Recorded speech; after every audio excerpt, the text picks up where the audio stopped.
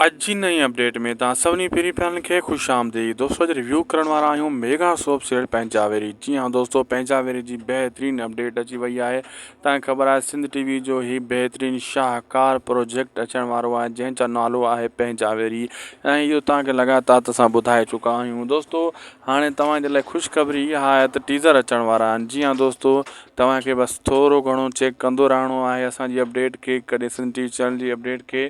त हिते तमामु जल्द तव्हांखे हाणे टीज़र ॾिसण वटां मिलंदा पंहिंजावेरी ड्रामे जा।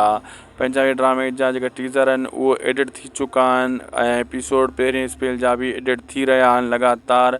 हाणे इहे टीज़र स्टार्ट थियण वारा आहिनि। जीअं इहे टीज़र ईंदा तव्हांखे पोइ ख़बर पवंदी त वाक़ई केॾो न ज़बरदस्त धमाकेदार ड्रामो आहे।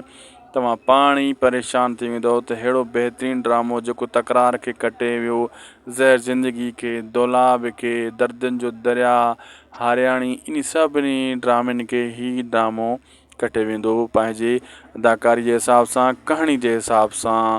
हिन में अदाकार बि सभु सीनियर आहिनि, कोई जूनियर न आहे ऐं सभिनी अदाकार वरी महिनत कई आहे। ख़ासि करे डायरेक्टर साहब जी महिनत बि घटि न आहे। दोस्तों सिंध टीवी वारा उहे बि कहाणी भली लिखाईंदा आहिनि, लोकेशन बि भली हूंदी आहे। जेका सिंध टीवी जा ड्रामा हूंदा आहिनि दोस्तों उहो बिल्कुलु कामयाबु थींदा आहिनि, छो त हीअ महिनत घणी कराईंदा आहिनि पंहिंजे मतिलबु महिनत जो फल बि मिलंदो आहे। चवंदा आहिनि न सब्र जो फल 16 ऐं तकड़ जा 13। दोस्तों असांखे ॾींदा इजाज़त। अपडेट पुगी पंहिंजी पुॼाणी ते थी सघे त उदासी टीवी यूट्यूब चैनल खे ज़रूरु सब्सक्राइब लाइक शेयर करे छॾींदा। ही अव्हांजो चैनल आहे, हिन ते अव्हांखे बर वक़्तु अपडेट मिलंदी रहंदी।